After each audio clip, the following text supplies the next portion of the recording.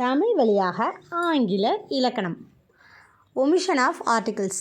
நம்ம sentence make பண்ணும்போது எங்கெல்லாம் ஆர்டிகிள்ஸ் வராது, அதாவது ஏ அண்ட் த எங்கெல்லாம் வராதுன்னு உங்களுக்கு தெரியுமா?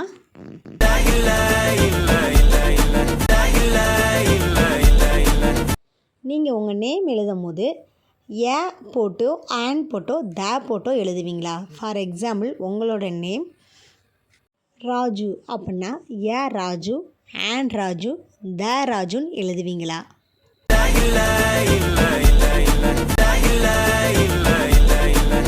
உங்களோட ஊர் பேர் எழுதும் போது முன்னாடி ஆர்டிகிள்ஸ் யூஸ் பண்ணுவீங்களா?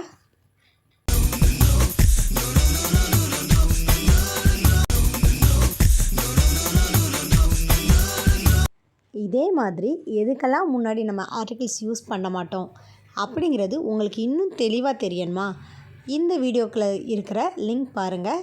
கண்டிப்பாக உங்களுக்கு ஆர்டிகிள்ஸ் எங்கெல்லாம் யூஸ் பண்ணக்கூடாதுங்கிறதுல ஒரு கிளாரிட்டி இருக்கும்.